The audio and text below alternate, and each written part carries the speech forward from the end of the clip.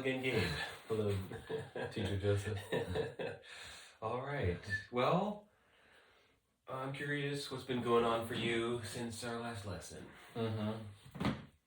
Yeah, quite a bit. But yeah, where to even begin? But I guess violin-wise, it's been really nice just remembering that I have that spiraling in motion, right. that freedom of rotation. Yeah. And today when I was practicing, I didn't have very much time to practice today, but it was maybe 5 or 10 minutes, and it was like, it felt really relaxing. It was great. How about that? Yeah, I felt super nice. It was just like very like kind of warm and fuzzy feeling. Wow. I was just kind of like, just felt good. It just really, I think I might be kind of like overcorrecting, but not in a bad way these days, just because for so long I think I've forgotten about this kind of, so I've just been like moving like this a lot. It just feels really nice. Okay, great. Yeah, so how would that rotating or spiraling kind of movement contrast with your habit? Yeah, the habit I think is just to like narrow in and just to, I think to like tighten my, I don't know, different parts of my body probably, in order to like force all the focus and control on my hands, but in doing that, it's not always, it's never really the move. Yeah. Well, I'm glad you said like what that tension was about, like that focus and control, because there is a positive motivation behind this kind of thing. It's not all bad. It's not like there's something wrong with you. It's not like there's something wrong with your body. Right. If you're feeling all this tension, you're trying to do something positive for yourself at some level, right? Yeah. It's like like this is something hard and requires a lot of attention and skill and control. It's just like, what kind of focus and control do you want to use? Yeah. Is it the laser beam, like squeezing harder? Squeezing the snake. Yeah. What is that called? A vice. Like the vice getting tighter and tighter. Oh, you know what a vice is? Uh-uh. Like a vice grip. It's like on a workbench. You pull the handle, it gets tighter and tighter, right? Right. Clamping it together. Sometimes focusing can feel like that. Yeah. Like whoosh. Right. Yeah. It is good.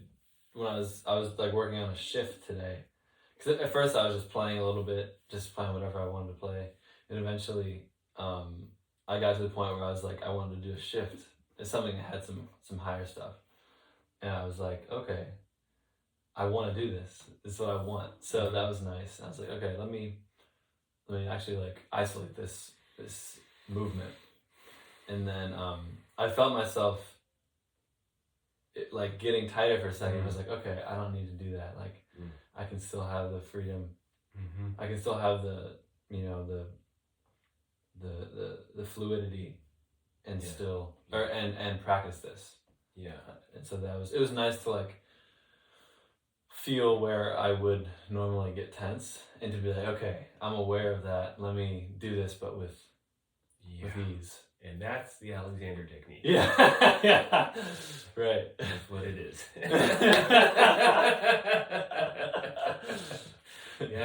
Yeah. Great. Yeah. That was very well done. Yeah, thanks. Very well undone. Yeah. Yeah. Okay, great. And what kind of focus and control is more in alignment with what happened for you there? What was working well for you in that moment? Yeah, it was kind of more of a what's the word? It was an open focus. It was sort of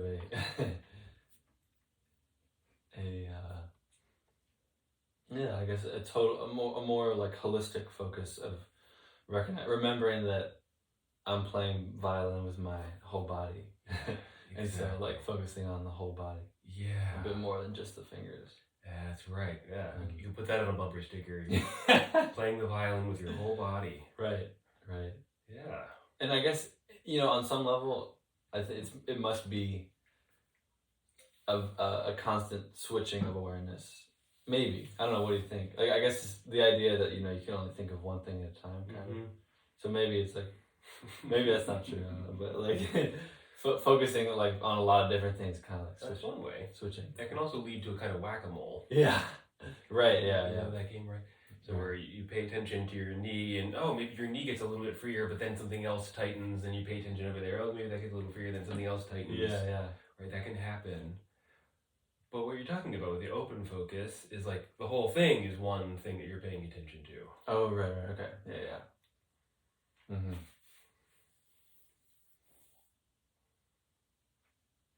How is it different? How would you describe for yourself the difference between an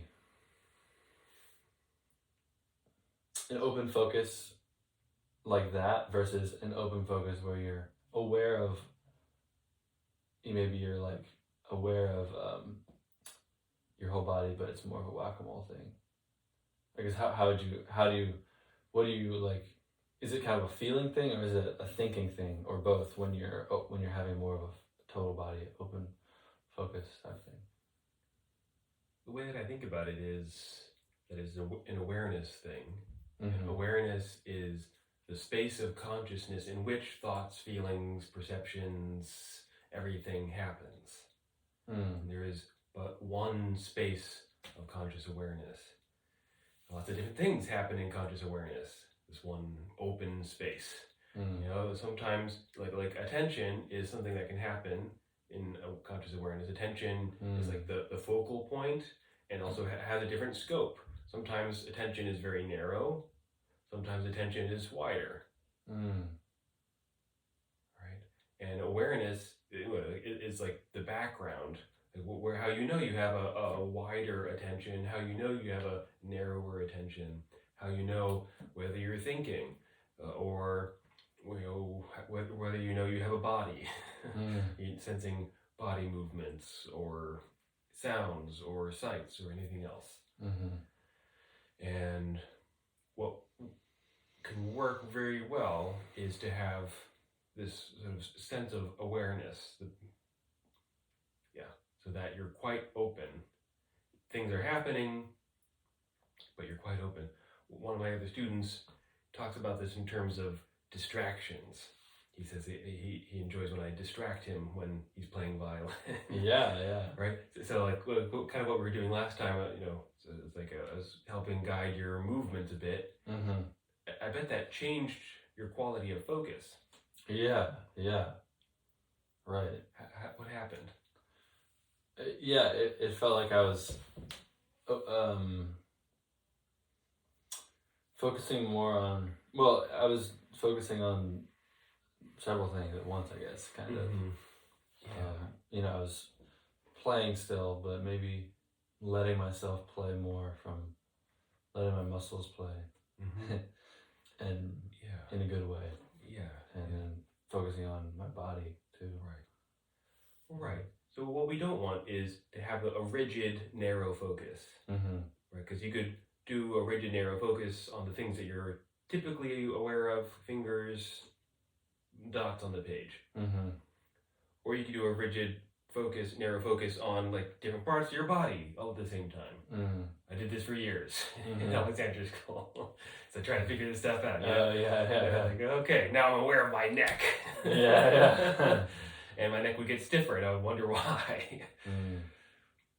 So it's the kind of focus that I was bringing. So one thing that can happen, like with the hands-on work, or sometimes I think we've done this where I'm like snapping behind you. You could even just try this right now. Just like you could just snap behind yourself, and just notice how it kind of wakes up the sense of space around you. Yeah, it's nice. Yeah, so what happens in your body when you have that sense, more three-dimensional sense of space. Right. Yeah, I think it's like a.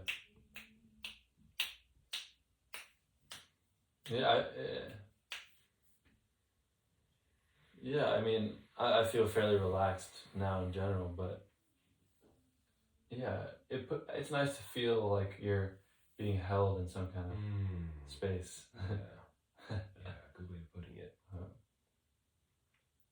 So here's the big question. So what does it take to feel like you're being held by the space when you're doing an audition? Or otherwise in a higher stakes setting, playing a gig, in a concert setting, got your solo maybe, or an exposed part, and or who knows what, you're not so sure about this one section coming up. Hopefully you get all the notes. Oh man, yeah, right. So that's where it's really going to be helpful. Yeah.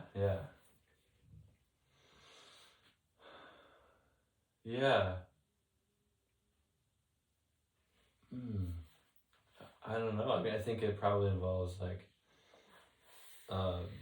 practicing that way a lot. That's a big thing. Yeah. And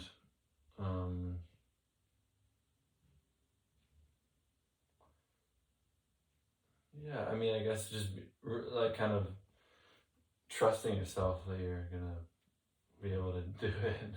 Trusting yourself. How about that? Yeah.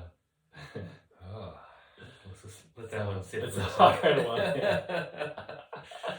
Yeah. One of the hardest things I think for me as a violinist, I was still repairing that relationship between myself. Yeah. There's a relationship between trust and control. Yeah. The less you trust, what happens to the amount of control that you bring? The more you try to control it. Yeah. That's my tragic flaw right there. That's the tragic flaw of everybody in our civilization. Yeah. Right. Yeah, that's big. Mm-hmm. So there is a gift that you get when you release that kind of control.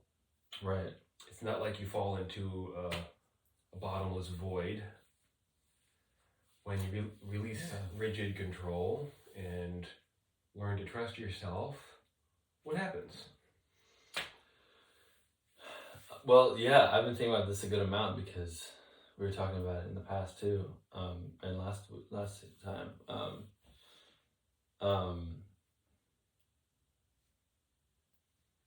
I think some sense of, I guess you get some sense of freedom in releasing the control and trusting in something, whether it's yourself or anything really. I think it's beneficial whether you're trusting in yourself or trusting in some sort of other person or being or spiritual entity or presence. Yeah. But I guess that's kind of the point of the gift. Yeah. Or one of the points. Yeah. What do you think about that? Yeah, I think it makes sense, actually, not to trust, given our life in this civilization as it is. Like we're taught from a very young age that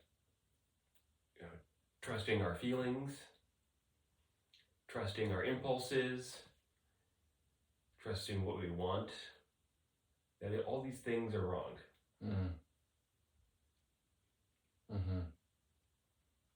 Right. You learn that lesson over and over and over. And this shows up, in performance arts training. It's like, even, we call it playing music, but come on. How many of us actually learn play in like conservatory, especially? Right. I didn't ever play in conservatory. It was all work. It was all making a bright, shiny object as perfectly as possible. by any means possible. Mm. It was not like what's inside that wants to come out. Mm-hmm. And wow, wouldn't it be so beautiful and feel so good to follow that? Like, and what? So it's like technique is necessary but not sufficient. Mm-hmm. What if technique was the servant of what you had inside of yourself that wanted to be expressed? Yeah, right. Yeah, totally. In that way, the impulse, the creative impulse, it's like effortless to trust it because you've done you have experience letting it out, and you have the tools that you need to give it form in some way. That to me is the proper relationship. Anyway. Yeah, no, that's real. I think that makes me think of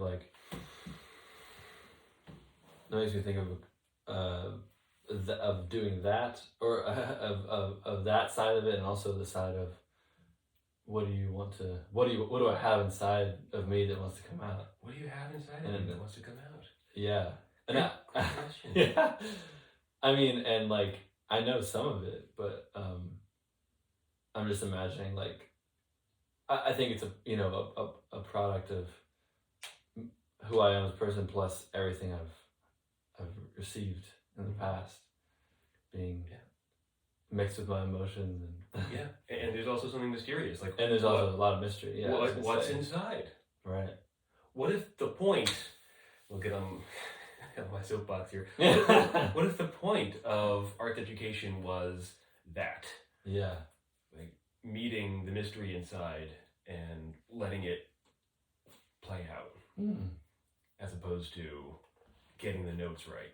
Yeah, right. That would be that's an interesting thing to think about. Yeah, that's really interesting. Yeah, I see a couple of thoughts about that. Okay. One, like I think that'd be amazing, it'd be beautiful, and like I guess two, it'd be so cool to like have that as the foundation, and then have like also there be resources and people who can help you grow as a musician. Like I mean like teachers of course, but like because it's easy to be like maybe you don't have a lot to say quite yet about something, which is fine, but as you go through life and experience more stuff, and then also just hear more other things and learn more other things. Yeah, right. And so this is like a classic conundrum of education where, maybe when you're younger you don't know what you want to say. You don't have as good a feeling or idea about that. I also think that is also a product of our education system, where we teach young people not to listen to themselves. Interesting. Right. So an entire education system based around expressing the gifts inside. I mean that would be a very different world. Very different. Very different world that we would live in, right? Yeah. So there's so much there. In terms of cultivating some daily practice around doing that, and maybe also feeding the soul. Yeah, great. How would you think about that? Yeah, so I call this the yoga of music, I guess, or the yoga of performing arts, yoga of art. So yoga means union. Before I get into all the explanations, really simple. You just ask, like, what do I want to play today? And then you do that. All right, it's very simple. Yeah. Like, what comes up for you when you just think about, like, what if your practice was like this? Like, what do I want to play today? And then you do it. And only that, or only what you actually want. Yeah. What comes up for you around that? Me personally? Yeah.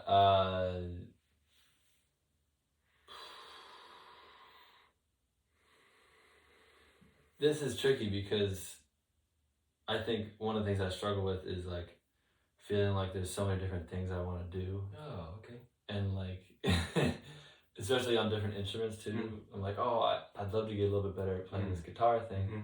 And I guess I would just slowly work my way through doing those things. Yeah, maybe so. And then violin, I'm like, oh, it'd be cool to. Well, you know what? I think sometimes I want more direction in terms of what would be cool things that I could do, in order to help me. Right. Yeah. That's where I was kind of going. So sometimes we need that structure. Yeah. External structure to even just to know the possibilities. Yeah. See what's been done before, what works, what doesn't work. Right. But relying on that structure by itself isn't enough. This is like, it could be oppressive. Right. Like these are the roles, right? And we want to let that gift that we all have inside out to be expressed in some way. In our culture, we tend to very much distrust that inner gift. Mm-hmm. There's an amazing little school up in Massachusetts, an elementary school, where the kids and the teachers all have an equal say in what they do. And of course, there's more students than teachers, so oftentimes the students win the votes. And so they get to decide, like, what are we going to do today? And most of the time, they just play. Wow. They just do what kids want to do, right? Mm-hmm. And a couple of anecdotes from that. Like, one is around chores. One day, the students decided to vote no on chores. And of course, there were more students and teachers, so they stopped doing chores. 2 weeks later, the students realized, oh, yeah, let's have chores. Because the school was a mess, right? Yeah. So it's like a natural consequence. Right. The student didn't have to be forced to do chores, right? It was a natural consequence. Oh, yeah, this is a good idea. Mm-hmm. Okay. Example 2 was around grades and test scores and all that. Like, they were about average. Okay? No better, no worse. Which is pretty amazing considering that the kids basically just played all day. and then like, they weren't forced to sit behind desks to learn crap they didn't want to learn. Yeah. Right? And when they did want to learn something, it's like they learned, there's one anecdote of a class learning arithmetic in about 3 weeks.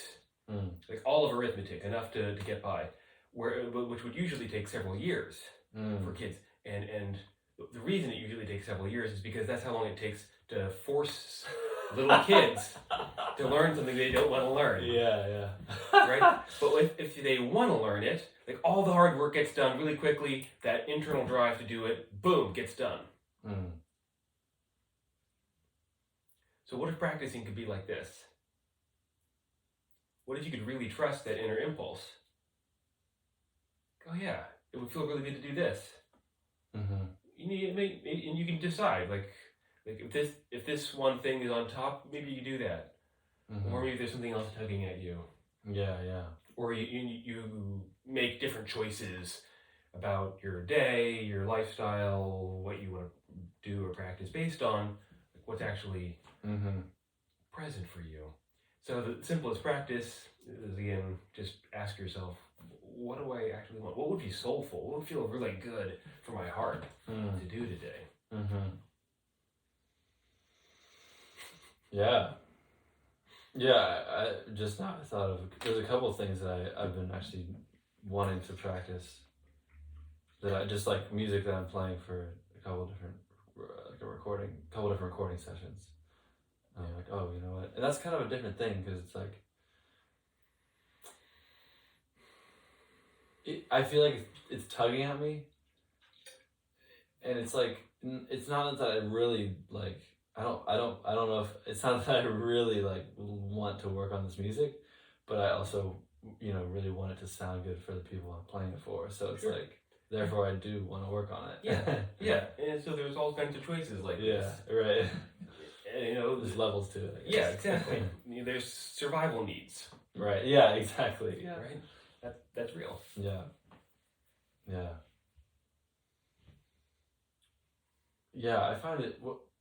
I find that something that, aside from that kind of thing, something that, I find it hard to trust myself with is that, like,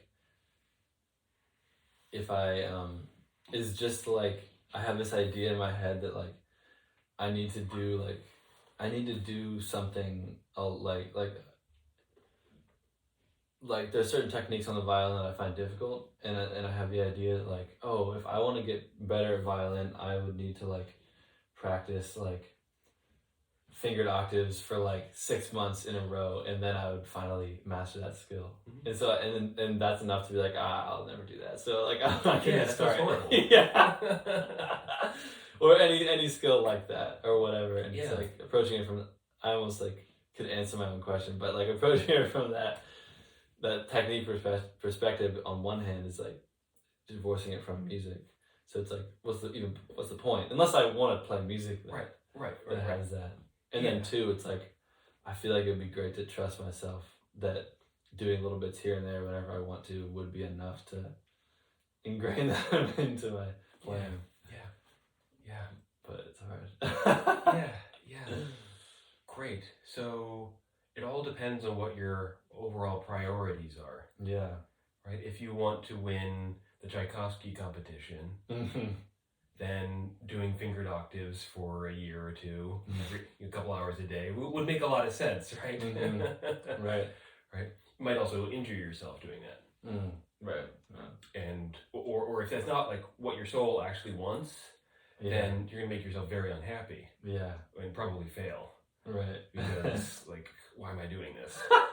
Yeah. So that's where the priorities are. Right. So, what I suggest what my own priorities are, like around the whole Soulforce Arts thing, is that soul is the most important thing. Like following the gifts that you have inside, even when they don't necessarily make sense. And like developing your ability to listen to your heart, your soul, and express what's inside, like centering soul. Centering soul in your creative practice. It's not just like a nice add-on. Yeah. That you do after you've learned all the notes. Yeah. Right before the concert. Yeah. That's definitely how it's often treated. Yeah. What if it were the center? Yeah. I mean, it's great. I've experienced it many times from that perspective, and it's much more pleasant. Yeah. It's more fun. Yeah. And this is the other thing. This is what people actually want to hear. Yeah. Right. Yeah. Definitely. Your audience wants to be moved. Right? And this brings us back to the idea of miracles, like we were talking about earlier. Like a miracle is something that is transformative. And like I was saying, the world needs miracles right now. We're in a lot of trouble. And if you as an artist we can't force miracles, but we can provide that experience to other people. It could be through acts of kindness, generosity, or it could be through a gift, sharing your gifts. And if you share your gifts, like if it's like coming straight from source inside, and there's no interference in your body, right? And usually that'll be the case if you're really connected to that. Then it's gonna have such power. Yeah. People are just gonna be like, what? Right? They're gonna be really moved. Yeah. And enthralled with what you're doing. Right. So much more than any fireworks of mere technique. Yeah, I believe that. Yeah, it's my belief that that's what I don't know what the world needs, but I'm pretty sure the world doesn't need more fiery technique. That right now, what we can focus on as artists is to be miracle creators, miracle makers. Yeah, it's a nice place to lead from. All right, well, let's see how some of this works in practice then. Yeah. What do you have in mind with playing today?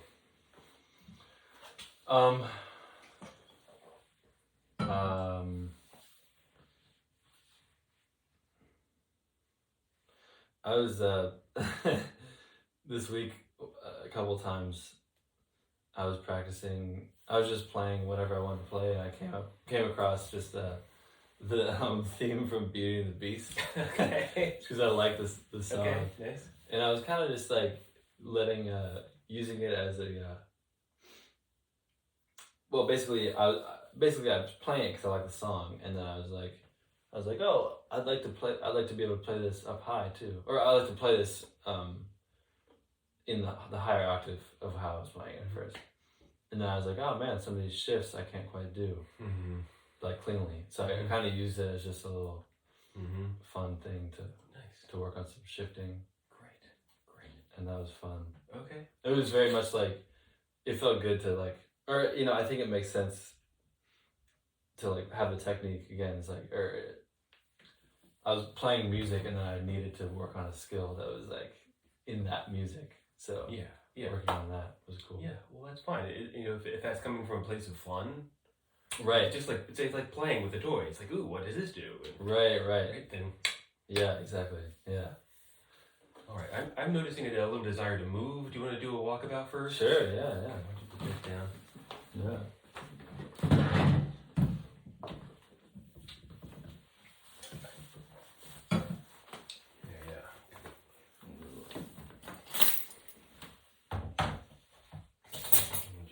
Chair out of the way. Yeah. All right. Good. So sensing. Oh yeah, it's like that open awareness, like we were talking about earlier. Right. And then just listening to my hands within that open space.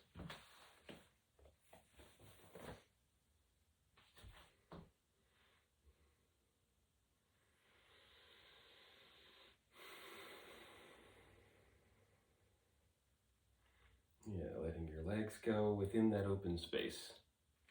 There we go, you can see the room.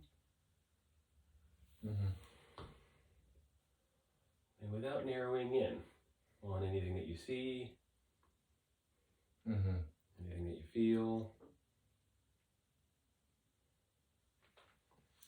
So again, this doesn't have to do anything with your arms.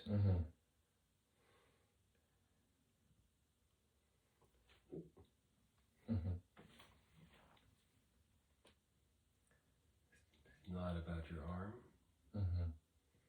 There we go. That's great.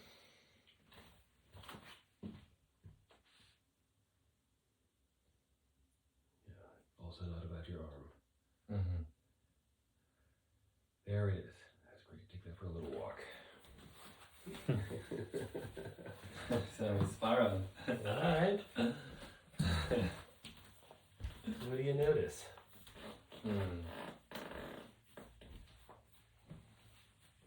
Yeah, I feel very turny. But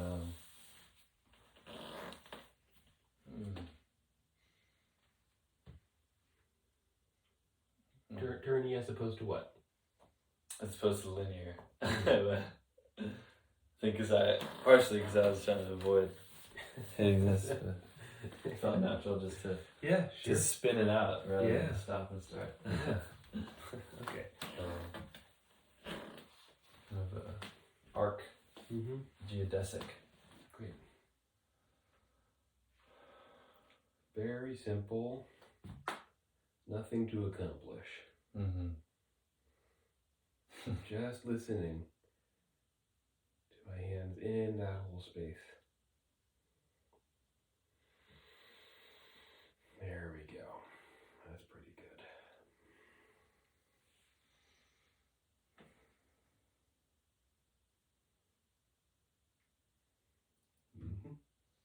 Great.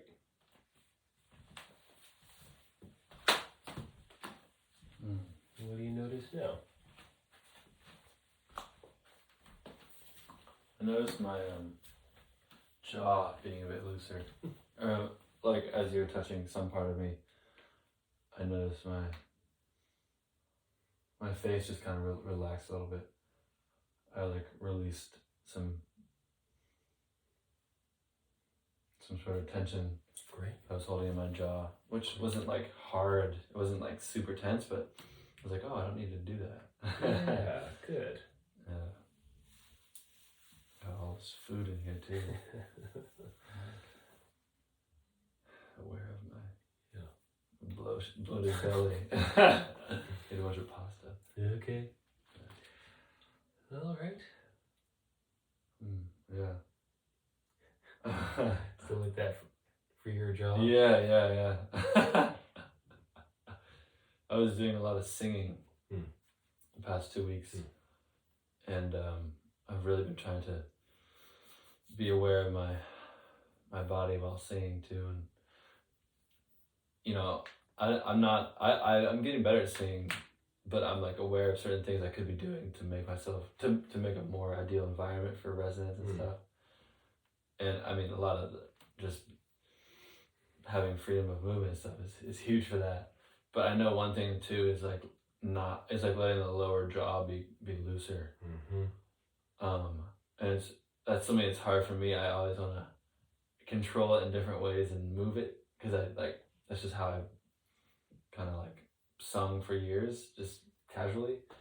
So I'm like trying to be aware of like how to even sing with a relaxed jaw. Right. Yeah. It's been interesting.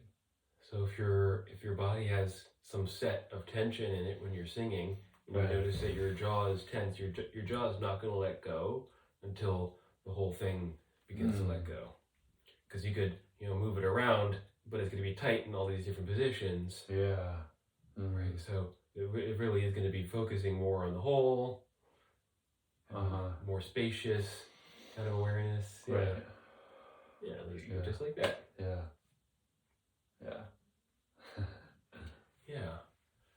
So even when you're singing, even now in conversation, like when you're speaking, having a sense of the space around you. Right. The space around you holds the things that you want to say. That's nice. Good, yeah. You seem quite easy right now. Yeah. Good. All right, well, you want to play this song? Sure.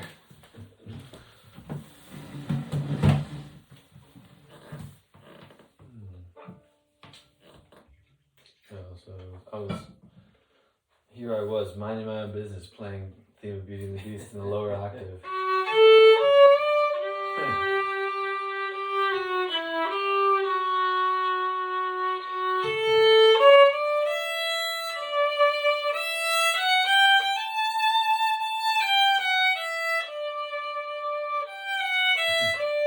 And all of a sudden I wanted to go off the octave.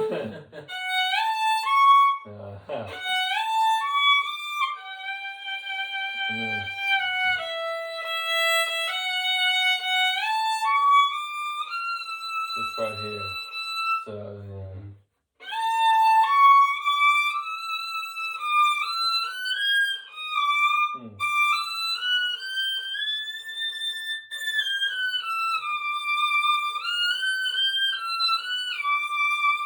I haven't really worked out enough different possible fingerings yet to like play it kind of cleanly, but yeah. Okay. So what do you want my help with? Well, I feel like if I ask you for your thoughts on the fingering, you'll have a couple different things that which are very valid to say about that, which I can imagine. I can imagine what you might say about that, but which I like. But maybe we could just take a look at that phrase, and even just like if you guide me a bit on me exploring those notes a little bit, those different connections between. Okay, great, perfect. Yeah, what was happening in your body this time as you were playing? Yeah, I mean, I sensed some tension when I was doing some of those shifts, and tried to release it, but yeah. Yeah, what's tension provoking about those shifts for you? Yeah, for me, it's just like, I need to play the right note, or like I have to get to the in tune note.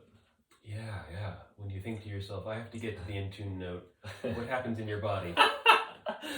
Nothing good. I get tighter. Yeah. Yeah. All tension. Yeah. So what would be a different thought? So yeah, hearing the note I think would be better. Yeah. Just practicing that movement with it. Yeah. So.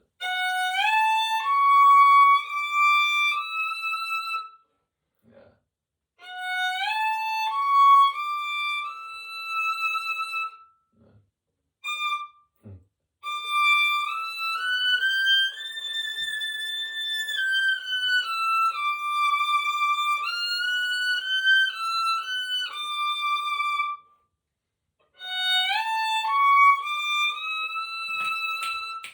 Yeah. There you go.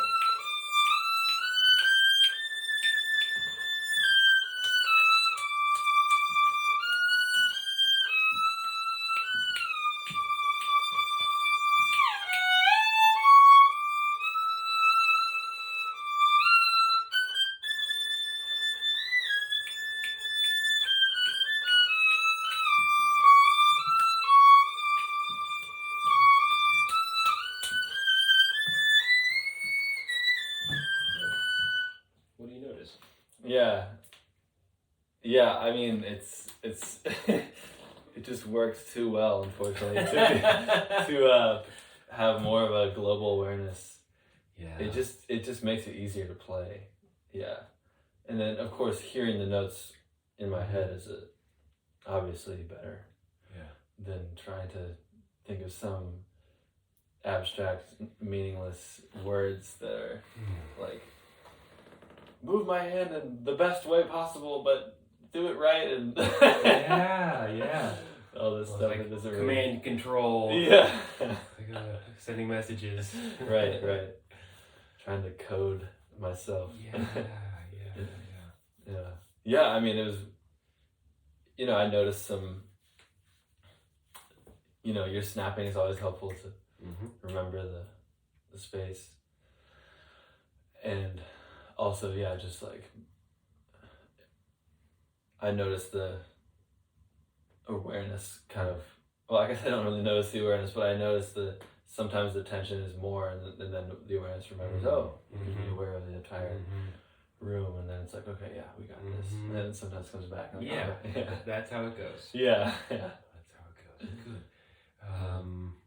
Right. So, using sound or visual cues, it's certainly helpful having a person here doing all of that. And let's also use. Let's just do a little hands-on work. And that'll be kind of a similar idea. Sure. Like opening up your awareness. Sure.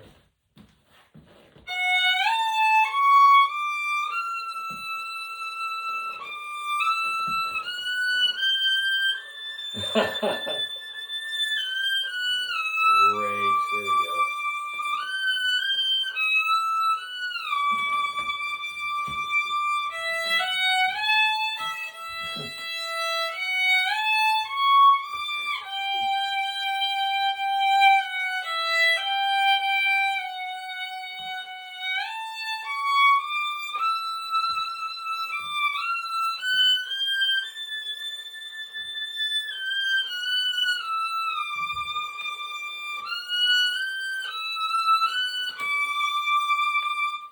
What do you notice now? Yeah, I mean it's all good. Like it's just like very fun to play in the world. Yeah.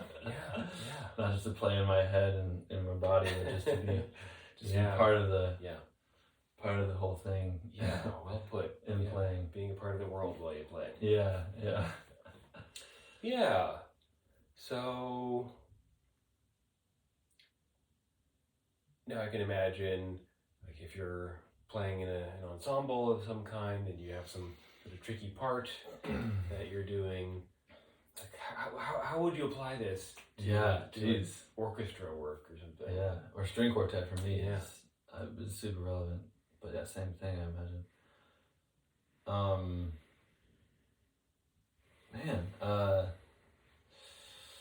Let me think. I mean, I wonder if like being aware of other people's bows could be. I mean, I guess you could listen, but in terms of like the visual or like sound, like yeah, you could listen to the sound in the room overall. You use visual cues. Yeah, as you're looking at all the little notes on the page, you notice your tendency to narrow in. Definitely, yeah. Remember, you have a whole visual field. Yeah, right. Yeah. Even more fuel put into the fire of memorizing music. Just because it doesn't have to be in the... Yeah, I mean, that's one great way to go, and it's nice to know how to read music and be it free. That's true, yeah. Yeah, that's good. Do you have any other thoughts in terms of just like doing it in the moment like that? Or do you think it's just something that, you know, as you practice it more and more by yourself, it's easier to do? Yeah, you practice it by yourself, you know. Touches on many things. As you practice by yourself, you can let yourself move around, you know, and take a look at the things around you so that you kind of break yourself out of the narrow focus rut. It's like we want more possibilities of movement happening. Right. Yeah, I'm going to try that. I have a rehearsal on Friday. I'm going to try that. Just being aware, trying to be more aware of the other stuff that's happening. Yeah. And if you practice a passage, you move around while you're practicing, you know? You move in different ways, do it on one foot. I do this with some of my little students. It makes, you know, repeating passages so much more fun. Like, can I do this on one foot? Can I do it while leaning over? You know, can I do it while bouncing? Right. And I'll do it in this room of my house. I'll do it in that room of my house. Right. All those things will kind of wake up your senses a bit. One of the things that makes long rehearsals or concerts hard is that as you get more tired, you tend to get more narrow. Just not having as much sort of resources available. This is why sitting for a long period of time, your back might get tight, you know? Right. So if you practice movement, you're ingraining movement thinking into your playing.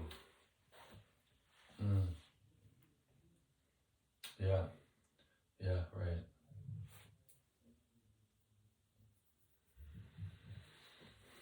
Okay. Do you have any other questions about that? How does that approach affect your shifting thinking? Well, it's great because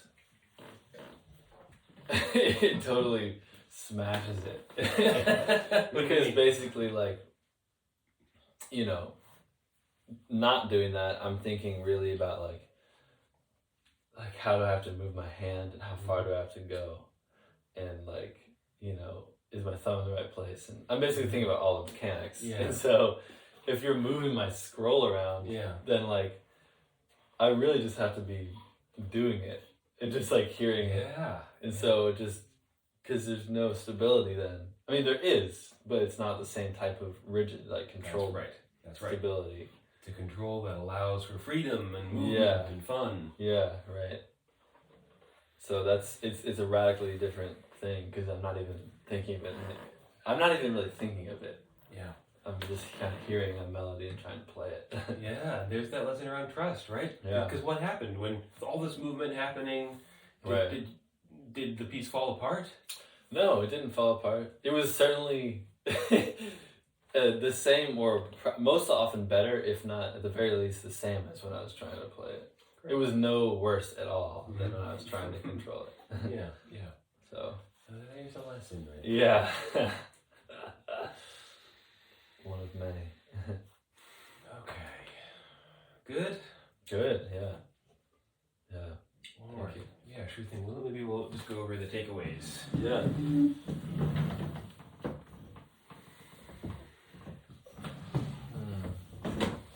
Let me think.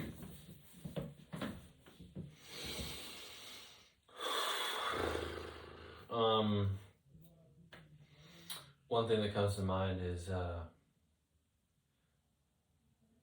the different types of focus that you can have. So I could have very narrow focus. I could have whack-a-mole focus on different parts of my body, different parts of the world, or I could have some sort of magical focus in which I'm aware of my union with the universe, as well as as well as my violin, of course, which is part of that, and I'm just aware of the I'm sort of present to some type of awareness that includes the sounds and sights of playing violin, and also most importantly the music that I'm playing, or maybe not even most importantly, but includes hearing the sound and hearing the music that I'm playing. And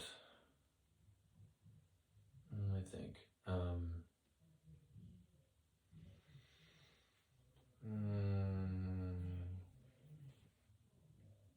well, we talked a little bit about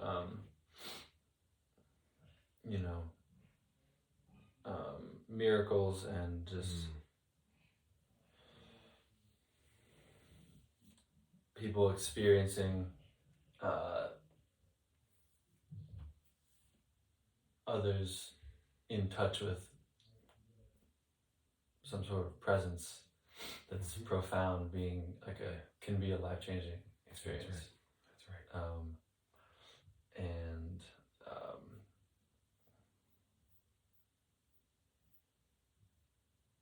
I'm trying to think of what else we talked about.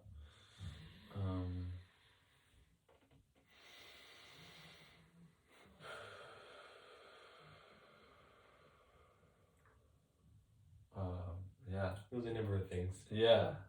There's a lot of things. Trying to think of things that are maybe slightly new for me. I guess just the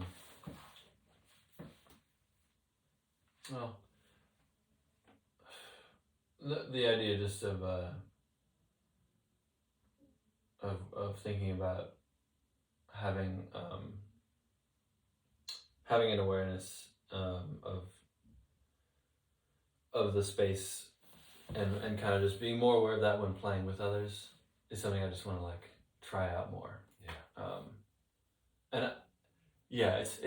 It's also kind of weird to do, especially I don't play as much music with people these days as I used to, just because of COVID. It's coming back, but even still, I play way less music overall with people, and so that's first of all something I want to change. But it's kind of a rocky re-entry on some level.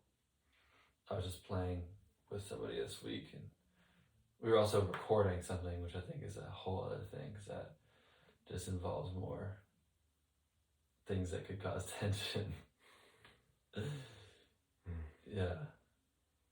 I think I need to practice this kind of thing while recording too, because I do a lot of recording and it's very tension inducing. So it's a whole other environment. The key is not to care. Yeah, right. Right. Yeah, that's real. Yeah. Try it. Yeah. That's great. More takeaways to be had after I rewatch. Yeah. Good. Oh, that seems like plenty enough. Yeah, perfect. Thanks, Joseph. You're very welcome. Happy belated St. Nick's Day. Thank you.